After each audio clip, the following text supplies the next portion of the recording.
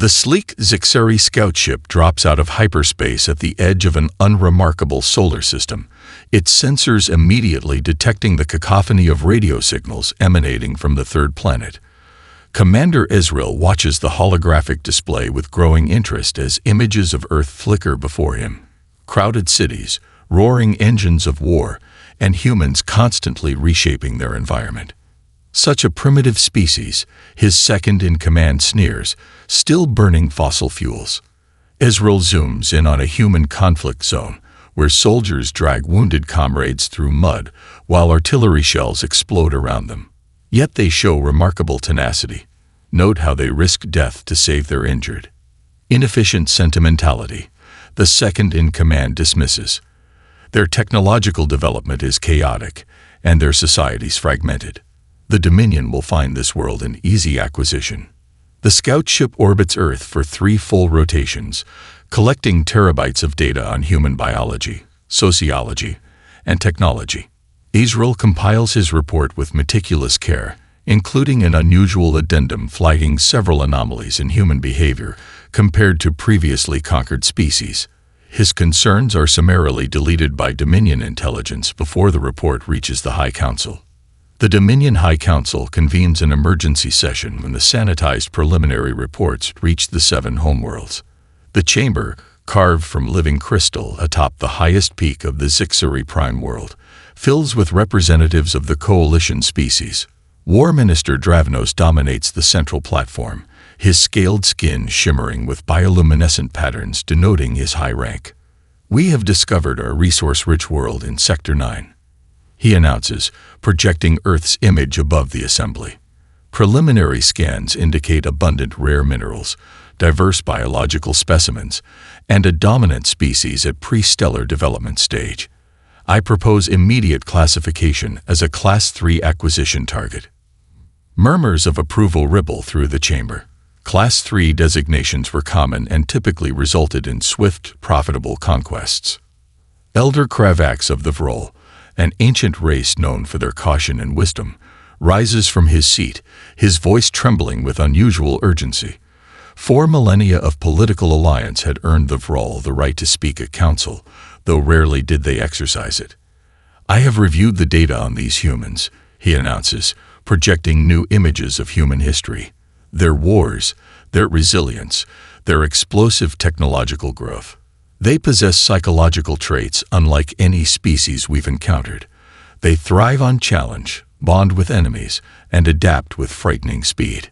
The chamber grows quiet as Kravax displays footage of human medical procedures, athletic competitions, and survival stories. Within the span of 10 generations, they advanced from primitive flight to rudimentary space exploration. Their rate of adaptation exceeds any documented species in our records. The War Minister laughs dismissively, silencing the chamber with a gesture. "With all respect to our cautious allies," he says with thinly veiled contempt, "we have subjugated hundreds of worlds more advanced than this Earth. Their primitive nuclear weapons and internal squabbles pose no threat to the Dominion." Kravax's eyes narrow, the membranous lids flickering in what the Zixari had learned to recognize as profound concern. "The humans have a saying you would be wise to consider. History is written by the victors. Ensure your arrogance doesn't make them the authors of yours." "Your warning is noted and appreciated," Dravnos replies with diplomatic insincerity. But the Dominion does not build galactic policy on superstition. The scientific evidence is clear. These humans are centuries from achieving technology that could challenge even our defensive systems. As the Council votes overwhelmingly to classify Earth as a Class 3 acquisition target, Elder Kravax makes one final plea. At minimum, send comprehensive assessment teams before committing military resources. My species has archives containing warnings about this sector dating back to the first expansion. Something about this region has eliminated previous explorers. Your caution borders on obstructionism. The War Minister replies coldly. The vote is concluded. Preliminary acquisition forces will deploy within the lunar cycle. As the chamber empties, Elder Kravax approaches a junior Zixari diplomat. "I cannot stop your people's foolishness," he whispers, "but remember my words when the humans surprise you." And they will surprise you. Zixari infiltration units disguised in mimetic suits slip through Earth's atmosphere under cover of night, establishing hidden observation posts in 16 strategic locations across the planet. Their adaptive camouflage technology, perfected across centuries of covered operations, renders them virtually undetectable to human sensing equipment. Agent Vexley crouches in the shadows of a Tokyo alleyway, watching in fascination as humans rush past. Rain pours down, yet the bipeds continue their activities with minimal accommodation for the weather. Most species would seek shelter, yet these humans merely deploy simple protective devices and continue their commerce. Subjects display remarkable behavioral inconsistency. She records, fighting viciously one moment, showing profound compassion the next. Her surveillance captures a street altercation where two males exchange blows over a trivial territory dispute. Blood is drawn, threats exchanged. Then, unexpectedly, a human youngling falls nearby, and both combatants immediately suspend hostilities to render aid. Within moments, former enemies work together effortlessly. Unprecedented behavioral shift. Vexley notes, priority contradiction sequence. Combat protocols completely overridden by protective response toward unrelated offspring. Her team documents similar anomalies across 3 continents. Humans recovering from catastrophic injuries that would kill most species, communities rebuilding after disasters with astonishing speed, and children intuitively mastering complex technology within hours of exposure. At the Dominion's forward base on Mars, Commander Talrin compiles the unsettling reports from all observation teams, his 4 hearts racing as patterns emerge. The observation post in Siberia reports humans surviving temperatures that should induce immediate hypothermia. The Amazon unit documents humans adapting to hostile jungle conditions within days. Most concerning, the North American team reports humans reverse engineering a damaged surveillance drone after a single recovery. High Command must see this, he mutters, packaging footage of humans adapting Zixari monitoring devices into crude but effective countermeasures after just one encounter. The emergency briefing aboard the command vessel turns hostile when Talrin projects his conclusion. Standard subjugation protocols will fail catastrophically against humans. This species exhibits adaptation rates that exceed our predictive models by factors of 8 to 12. War Minister Dravanos, having traveled personally to oversee the acquisition, slams his ceremonial staff against the floor. The sound reverberates through the briefing chamber, silencing the junior officers. Your report reeks of cowardice, Commander. These humans still fight with projectile weapons and combustion engines. Their fastest aircraft cannot achieve escape velocity without discarding components. Talrin stands his ground despite the minister's intimidating display. Respectfully, Minister, technological development stage does not correlate with resistance capacity in this case. We're observing humans adapting our own surveillance technology after minimal exposure. Isolated incidents exaggerated by field agents seeking to justify their caution. Dravanos dismisses. The Vrol have poisoned our intelligence cores with their evolutionary paranoia. The minister manipulates the holographic display to show Earth's fragmented political systems. Look at their disunity. They cannot even agree on basic governance principles. Their largest nations maintain adversarial postures toward each other. They will be unable to mount coordinated resistance. Their history suggests otherwise, Talrin counters. Fractious human societies have repeatedly unified against external threats. Their entertainment media consistently portrays. Entertainment media. Dravanos interrupts with a derisive laugh. You base military assessments on fictional narratives. Cultural products often reveal psychological predispositions, Talrin explains.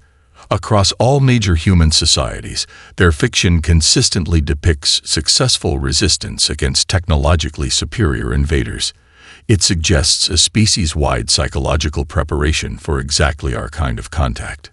The War Minister casually dismisses millennia of role warnings as evolutionary paranoia and orders the immediate deployment of the 8th Conquest Fleet.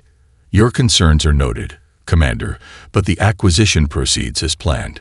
Standard conquest protocols have succeeded across 342 worlds. Earth will be 343. As the meeting disperses, the Dominion's leading xenobiologist approaches Talrin privately. I studied their entertainment media. She whispers, eyes darting to ensure no loyalists overhear. Their fictional aliens always lose. It's as if they've been psychologically preparing for us. Their entire history. And there's something else. Their medical database shows immune system configurations unlike anything in our records, almost as if they evolved on a battlefield. The massive Zixari warships darken skies over Earth's major cities on a cold December morning, their hulls reflecting sunlight in disorienting patterns as they position themselves strategically across the globe. In Washington, D.C., New Delhi, Beijing, Moscow, and 20 other power centers, the alien vessels hover with impossible silence, their energy weapons powering up with a high-pitched whine that sends birds fleeing in panicked flocks. Humanity's first unified response comes not from its militaries, but from its communication networks.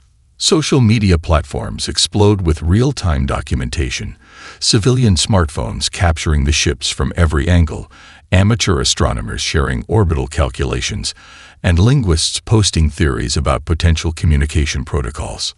The Zixari response is swift and methodical. Precisely coordinated energy beams slice through military installations with surgical precision. Nuclear silos, aircraft carriers, missile defense systems, all neutralized in the first 18 minutes. Power grids across 6 continents flicker and die, plunging billions into darkness. Global communications networks fragment as satellites are systematically disabled. In the Pentagon's smoldering remains, General Rodriguez establishes an impromptu command center in a reinforced basement, coordinating with counterparts across the globe via emergency quantum entanglement communicators. Technology that had been experimental yesterday, but became essential today. They expected us to crumble, she tells the grim-faced leaders on her emergency broadcast, but they don't understand human history. We've been fighting overwhelming odds since we climbed down from the trees. The Zixari think they're facing divided nations. Show them they're facing one species. Within hours, civilians transform everyday objects into weapons. New York taxi drivers ram alien ground troops with their vehicles. Japanese scientists reconfigure microwave transmitters to disrupt enemy communications.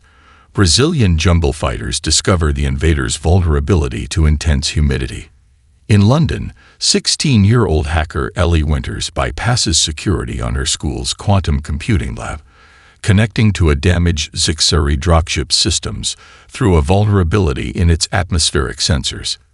It's just code, she whispers to herself, fingers flying across the interface. Different symbols, same logic. 3 hours later, she's broadcasting the ship's tactical data stream to universities worldwide. Commander Talrin monitors the human response from the relative safety of the command vessel, his worst predictions materializing in real time across his display screens. The resistance isn't following established defense patterns, he reports urgently to the War Council. They're implementing a distributed command structure resistant to decapitation strikes. Meaningless tactical adjustments. War Minister Dravnos dismisses from the luxury of the flagship orbiting at a safe distance. Their primitive kinetic weapons cannot penetrate our armor. Our ground forces report only minimal resistance.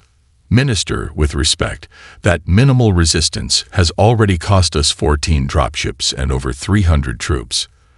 Talrin counters, displaying casualty reports.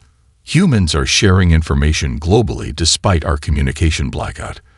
They're adapting faster than our tactical AI can predict. Request immediate protocol revision. The War Council dismisses his concerns, doubling the deployment of conventional forces. Acceptable losses during initial conquest phase. The strategic AI concludes. Human resistance effectiveness projected to decrease by 63% within 7 planetary rotations as resource scarcity impacts their operations. Meanwhile, In a makeshift lab beneath the ruins of MIT, Dr. Eliza Chen examines a captured Zixari weapon, her team working by emergency lighting as they carefully disassemble the alien device. 3 days without sleep have left dark circles under her eyes, but her hands remain steady as she exposes the weapon's power core. It's not magic, she whispers to her exhausted team. It's just physics we haven't discovered yet. This isn't a demonstration of their superiority. It's their first mistake. They should have vaporized our research centers from orbit. She points to the weapon's unusual crystalline structure. They're manipulating quantum fields to destabilize molecular bonds. But look, the calibration mechanisms are based on universal constants. We can reverse engineer this. 1 week after the invasion began, the first human-modified alien technology enters the battlefield. In the ruins of Barcelona, resistance fighters ambush a Zixari patrol with weapons emitting the same energy signature as the invaders' own armaments. The alien troops' shields, calibrated to defend against Earth weapons, fail catastrophically. The battle footage reaches Commander Toleran's console, and he watches in stunned silence as humans wield modified Zixari technology with improvised but effective tactical coordination. His urgent message to High Command contains just 4 words. They're using our weapons. 3 months into what was planned as a 2-week conquest, Zixari Field Marshal Krenvac stands before the holographic display of North America, his scaled skin paling at the tactical situation. Red indicators swarm across the continent like insects, each representing a confirmed human resistance cell. What began as scattered, disorganized opposition has evolved into something the Dominion's military theorists had never encountered: a resistance without a center. They're communicating through pre-industrial methods, his intelligence officer reports, displaying intercepted human messages transmitted via modified ham radios, physical courier networks, and even systems of colored smoke signals and light flashes. When we jam their electronics, they adapt to analog. When we target their leaders, new ones emerge immediately. Human resistance has developed specialized units targeting Zixari weaknesses, sound-based weapons exploiting their sensitive auditory organs, guerrilla fighters using Earth's diverse environments against troops trained for standardized combat conditions. Desert warfare units lure Zixari patrols into areas where sand damages their breathing apparatus. Arctic fighters exploit the invaders' poor cold weather tolerance with ice-based traps. They're adapting faster than any species in recorded history. His tactical officer reports grimly. Our casualties exceed the combined total of our last 12 planetary acquisitions. A junior officer approaches with new intelligence, his posture radiating anxiety. Sir, humans have begun targeting our supply chains with concerning precision. Somehow they've identified our atmospheric harvesters as critical infrastructure. Krenvac dismisses the subordinate with a frustrated gesture. The Dominion's technological superiority should have guaranteed victory within days. Instead, humans keep finding improbable countermeasures that shouldn't be possible with their technological base. In the Dominion's Biological Warfare Division, Chief Scientist Telv unveils their supposed masterstroke, a pathogen engineered specifically for human physiology. This targets their unique immune response mechanisms, she explains to the War Council. Their medical infrastructure cannot possibly adapt quickly enough. The resulting pandemic sweeps through major cities, but produces unexpected results. While millions fall ill, human medical infrastructure adapts with unprecedented speed. Scientists working in basement laboratories with salvaged equipment identify the pathogen's mechanism within days. Pharmaceutical facilities retool to produce treatments within weeks instead of the projected collapse. Most concerning, humans begin wearing protective gear that mimics Zixari breathing apparatus, correctly deducing that the invader's biology might be vulnerable to Earth's native microbes. The first Zixari troops fall to modified human biological agents within a month of the pandemic's release. Commander Toleran, now openly questioning the invasion's viability, works through the night cycle compiling evidence for what he considers an inevitable conclusion. His report incorporates the Vrol's original warnings alongside footage of children throwing homemade explosives that stick to Zixuri battle armor with a substance derived from ordinary tree sap. We face not just a military miscalculation, but a civilization-threatening error, he writes, transmitting the classified assessment directly to the High Council. Humans possess evolutionary adaptations that make standard conquest protocols not just ineffective but counterproductive. Each offensive action against them accelerates their technological development. They are learning from us faster than we can eliminate them. His reward is immediate reassignment to a remote outpost, branded with defeatist tendencies. His security clearance is revoked. His tactical recommendations purged from the command network. War Minister Dravnos convenes an emergency session of field commanders, his once confident demeanor replaced by barely controlled fury. This resistance cannot continue, he announces. The Dominion's reputation across 17 sectors hangs in the balance. We will deploy the Shadowclaw legions with enhanced authorization protocols. The assembled officers exchange concerned glances. The elite Shadowclaw forces represent the Dominion's most lethal asset, genetically enhanced soldiers with cybernetic augmentations and neural links to advanced AI combat systems. In 11,000 years of conquest, no civilization has withstood their deployment. Authorization for chemical, biological, and gravitational weapons is granted. Dravnos continues. Population centers will be targeted to break planetary morale. We will accept any collateral damage necessary to complete this acquisition. As these specialized killers prepare for deployment, they remain unaware that humans have already cracked their supposedly unbreakable encryption. Resistance fighters across 7 continents receive advance warning of the coming escalation. In underground bunkers, abandoned mines, and repurposed sewage systems, humanity prepares its own surprises. Dr. Chen's team, now operating from a mobile laboratory disguised as a commercial fishing vessel in the Pacific, makes the breakthrough that will change the course of the war. We've identified the quantum signature of their shield harmonics, she announces to resistance leaders worldwide. And we can disrupt it with modified Earth technology. They're not invulnerable anymore. 6 months into the war, the tide turns dramatically when Ukrainian farmers near Chernobyl discover something unexpected in their soil samples. Petro Kosenko, a third-generation farmer turned resistance courier, notices that Zixuri troops avoid certain areas where the Earth had been contaminated decades earlier by the nuclear disaster. The bacteria here, explains Dr. Katerina Voloshin, examining samples in a makeshift laboratory beneath Kyiv's ruins. They've evolved to metabolize radiation, and something in their byproducts is toxic to Zixuri biology. Her eyes widen as test results confirm her hypothesis. It's not the radiation they're avoiding. It's the microbes that thrive in it.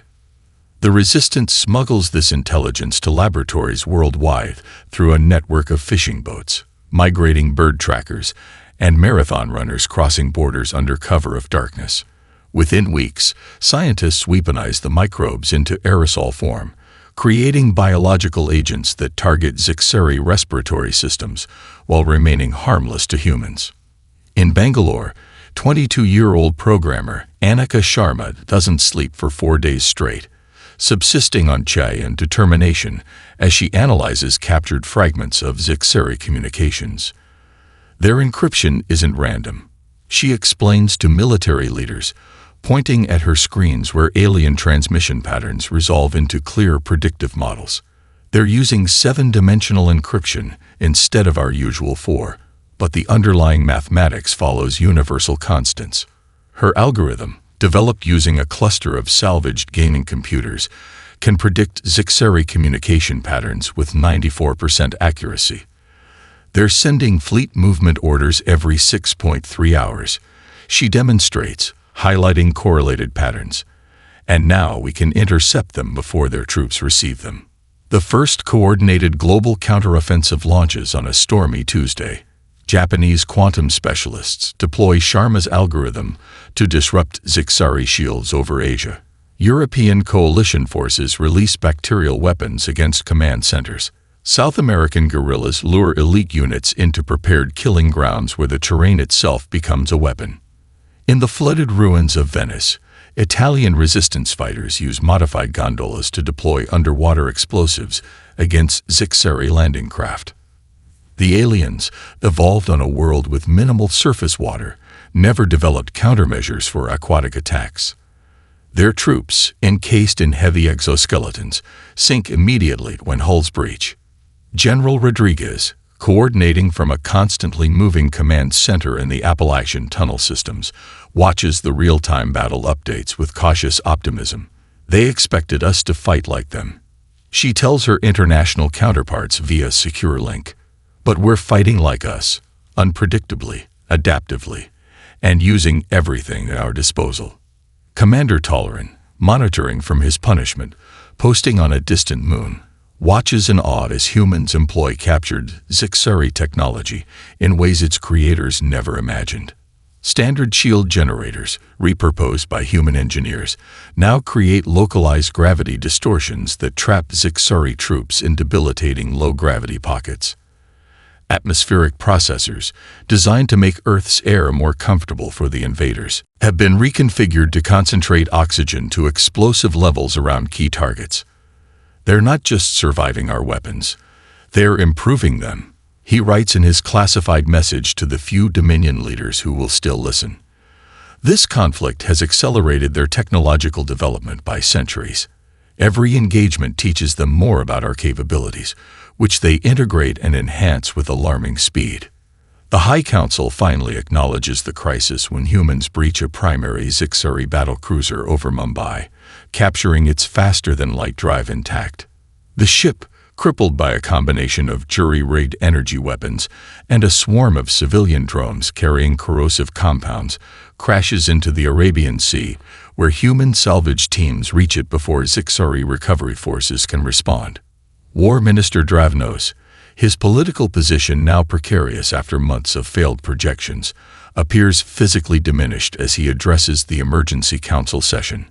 We require additional resources to complete this unexpectedly complex acquisition, he admits, avoiding the word failure that hangs unspoken in the chamber.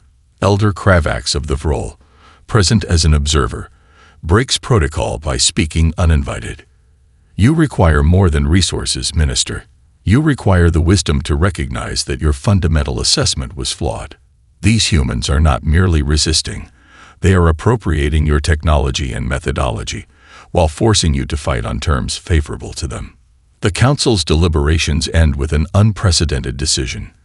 Grand Marshal Vexcor, the Dominion's legendary military genius undefeated in 2 centuries of warfare, will assume personal command with extraordinary powers transcending normal chain of command. These humans have yet to face a properly motivated opponent. Vexcor announces as his personal dreadnought enters Earth orbit.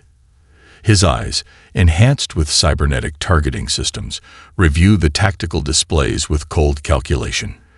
The Dominion has never failed to acquire a targeted world. We will not break that record here, regardless of the cost. He brings with him reinforcements and planet-killer-class weapons previously reserved for conflicts between major galactic powers. As Earth's defenders celebrate their first significant victories, they remain unaware that the real war is about to begin. Grand Marshal Vexcor stands on the command deck of his dreadnought, hands clasped behind his back as he studies Earth's swirling atmosphere below. Unlike his predecessors, he wastes no time on speeches or ultimatums.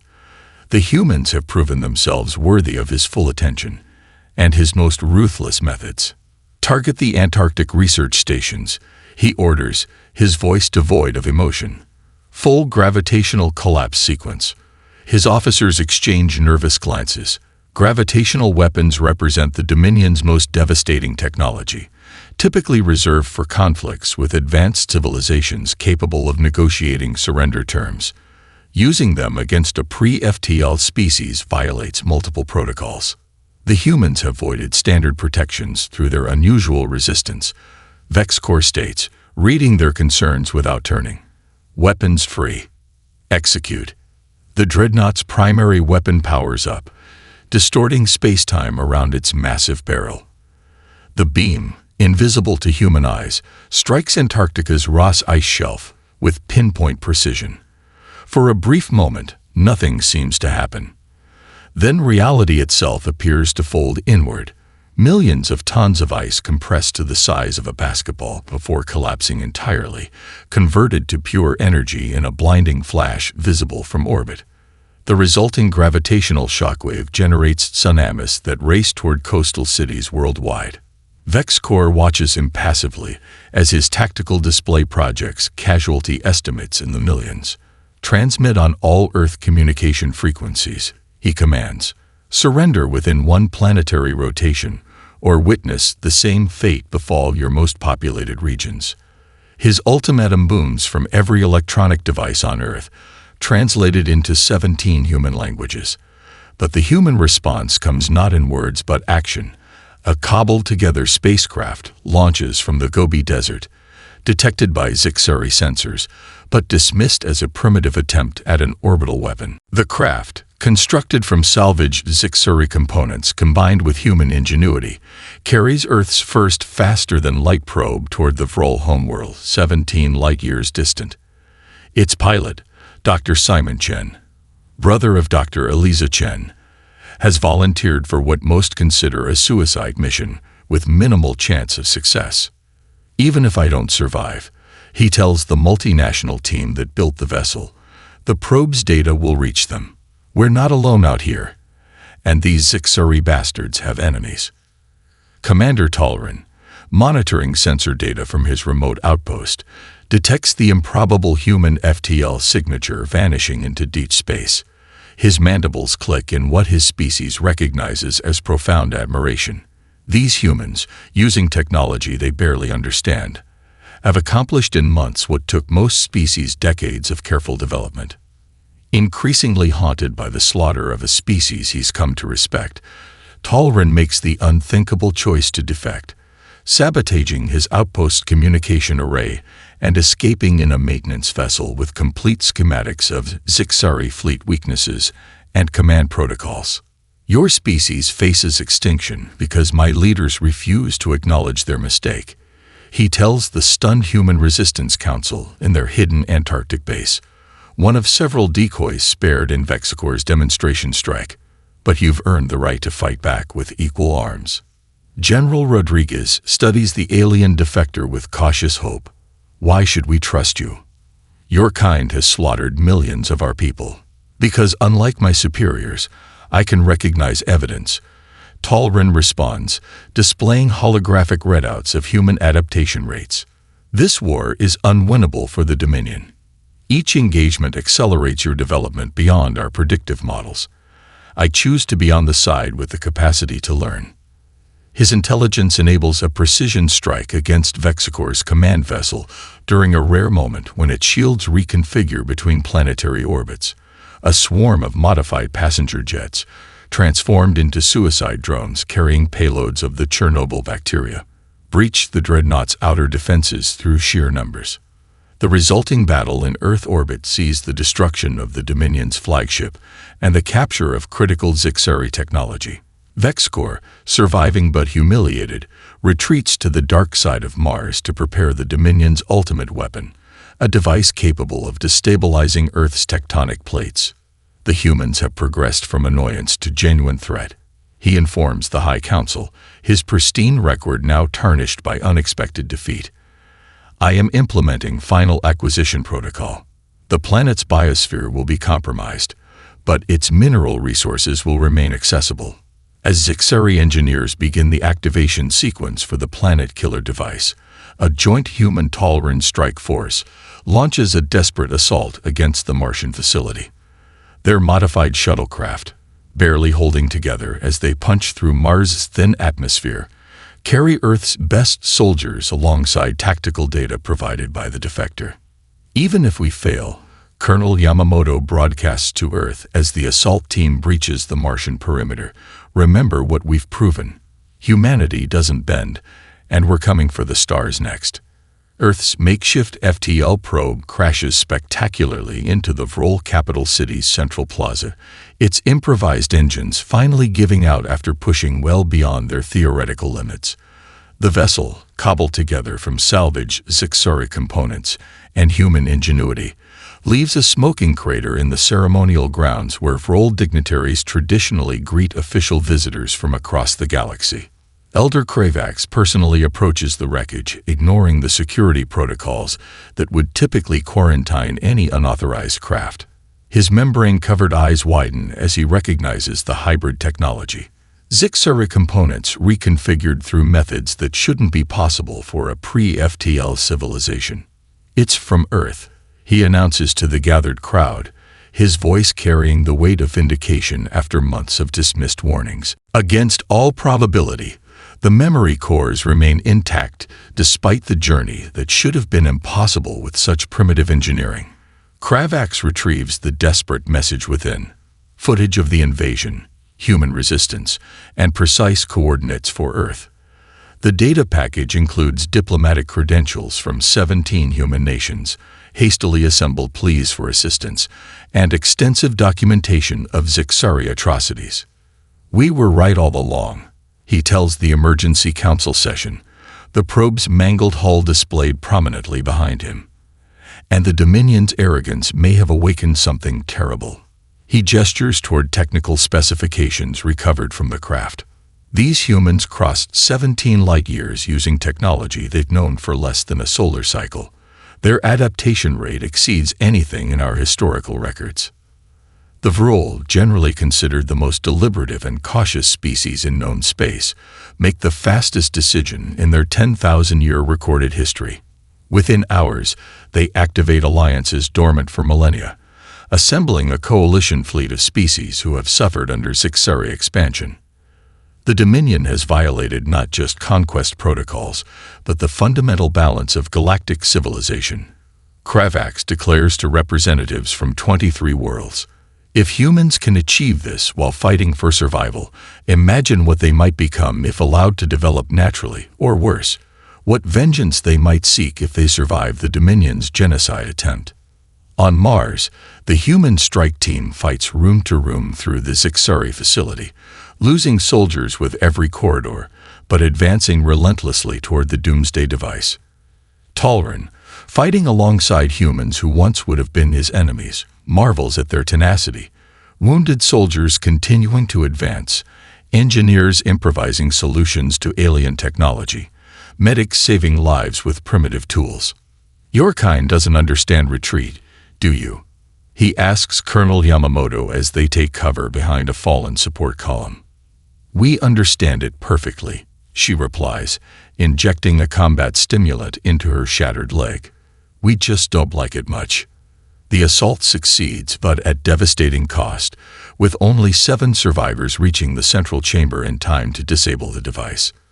Talrin's knowledge of Zixari security systems proves crucial. The humans would never have bypassed the final protocols without his guidance. Vexcor, enraged by another defeat, orders his remaining loyalist forces to prepare a second planet killer at a backup facility beneath the Martian South Pole. The humans cannot be allowed to survive, he declares to his increasingly hesitant officers.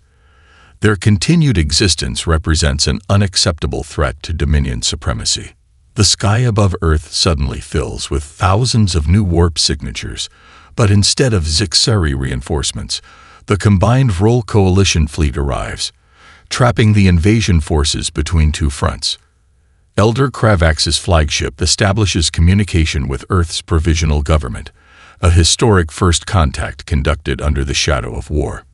"We received your message," the ancient Vrol tells the assembled human leaders, "and we have come to correct a grave injustice."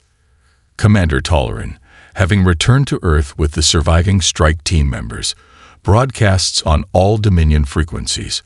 "I've witnessed firsthand what the High Command concealed. These humans are not what we were told. This war is built on lies and can only end in our destruction." His message, accompanied by unedited footage of human ingenuity and Zixari atrocities, triggers mass defections across the invasion fleet. Junior officers, long troubled by the escalating brutality of their mission, turn against their superiors. Support vessels break formation, refusing to continue the campaign.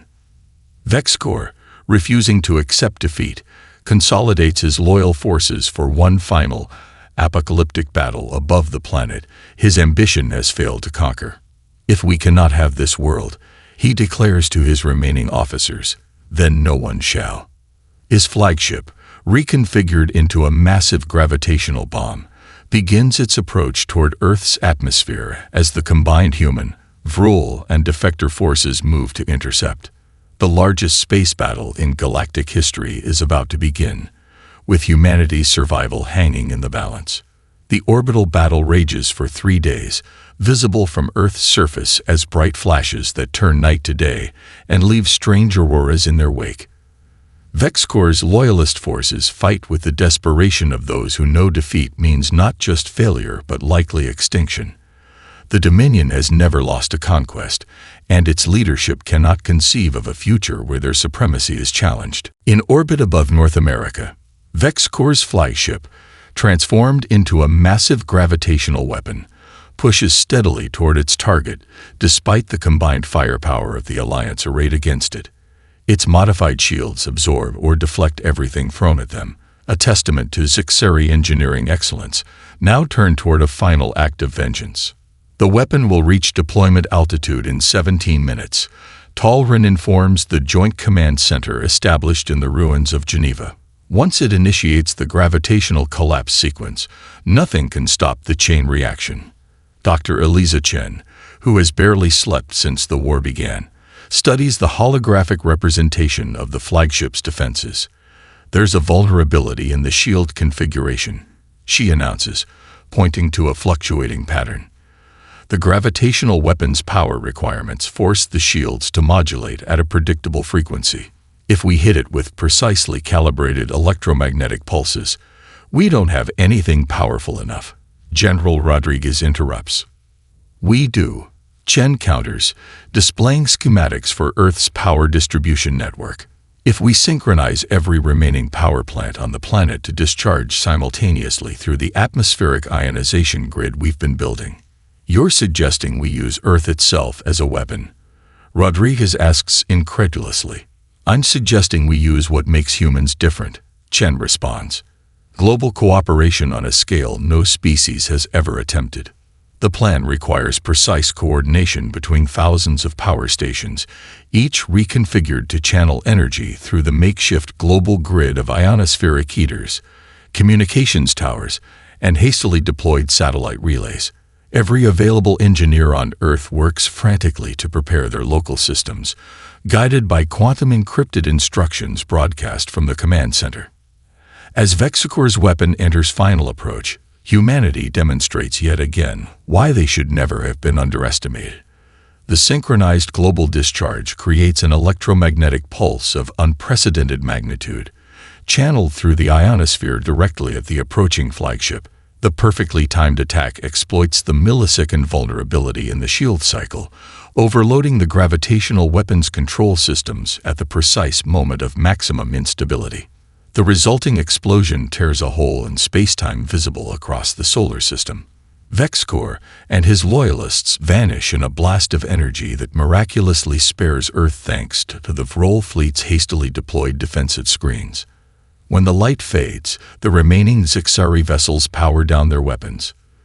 The Dominion, undefeated for 12,000 years, officially surrenders to a species they had classified as pre-spaceflight primitives, barely 1 year earlier. Grand Marshal Krenvax, who assumed emergency command after VexCorp's death, faces the human delegation with a mixture of fear and newfound respect. The Dominion recognizes Earth's sovereignty and withdraws all territorial claims. He declares in the formal surrender ceremony aboard the Vrol flagship, "We seek terms that will allow for peaceful coexistence." The aftermath transforms galactic politics with unprecedented speed. The Galactic Concord convenes an emergency session to address the situation. Never before has a species gone from planetary confinement to major galactic power in a single year. Elder Krevax nominates Earth for full membership, bypassing the usual centuries-long observation period. They have paid for this seat with blood and innovation, he argues, displaying holographic images of ruined cities and miraculous technological leaps. And I would rather have humans reshaping the galaxy alongside us than holding a grudge. The proposal passes with overwhelming support, driven less by altruism than pragmatic self-interest. Better to have humans as allies than potential enemies, given their demonstrated capacity for adaptation and warfare. Commander Toleran, his defection now celebrated as visionary courage, becomes the first ambassador to the human-led coalition that includes former Dominion subject species. Your kind has achieved in 1 year what most species require centuries to accomplish, he tells the United Earth Council during his formal presentation of credentials. The galaxy both welcomes and fears what you will become. Earth transforms from a devastated battlefield to the center of a technological renaissance as human ingenuity combines with alien science, producing advancements that reshape galactic civilization within decades instead of millennia. The unique human capacity for adaptation, once dismissed by Zixari strategists as a statistical anomaly, becomes the foundation for a new era of exploration and development. The remaining Zixari, their empire shattered, adapt to a humbling new reality where their former primitive targets now hold significant power in galactic affairs. Their rigid hierarchical society gradually reforms under the influence of those who had supported Toleran's warnings, evolving toward a more adaptive model ironically inspired by human organizational structures. Throughout diplomatic channels across 5 spiral arms, a new protocol emerges when dealing with potentially hostile civilizations. Extensive, mandatory briefings on the human lesson. The briefings always end with the same warning that the Zixari ignored to their destruction. Underestimate evolution's outliers at your peril. Some species don't follow the rules, and humans break them entirely.